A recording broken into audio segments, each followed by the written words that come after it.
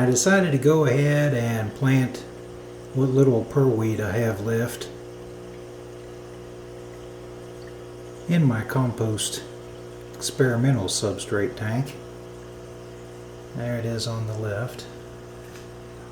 This plant came incidentally with the pearlweed.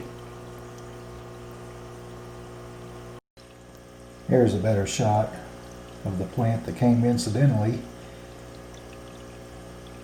with the pearlweed. It's called dwarf hairgrass. It's also known as dwarf spikerush. At any rate, the Latin name is Eleocharis parvula. And it seems to do quite well. I think it's just an aquatic weed. So hopefully it'll propagate and do well in this tank. Water wisteria grows tall,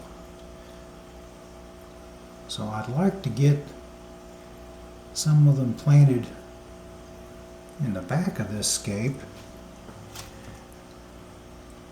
This one back here hopefully won't get sucked into the intake of the hang on the back filter. But if it can grow right about there, I think it'll look good.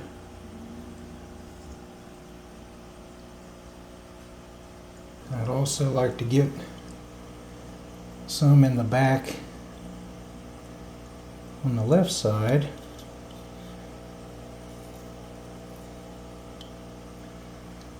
There's one.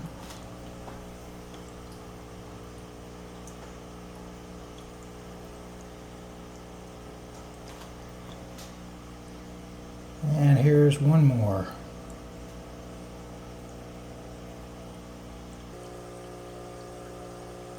It's slowly coming together. I think it looks pretty good so far.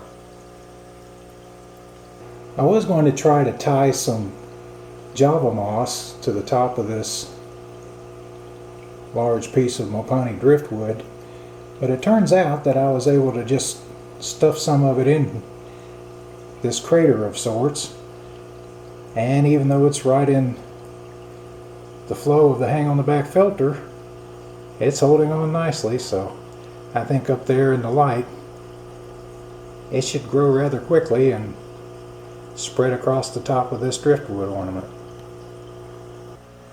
I purchased some pygmy chain swords today and added them to my experimental substrate tank here.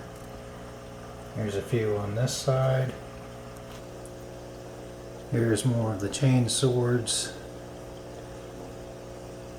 all down the front here in the light. Also put some in amongst the pearlweed.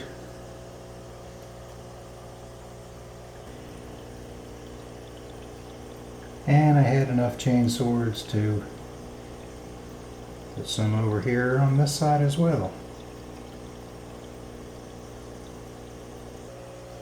I've heard different things about pygmy chain swords. Many say they must have CO2. Some say it's not really necessary as long as they get at least moderate light and a very nutritious substrate, since they're root feeders. So we'll see how they do in this tank. The experimental substrate tank has come along nicely.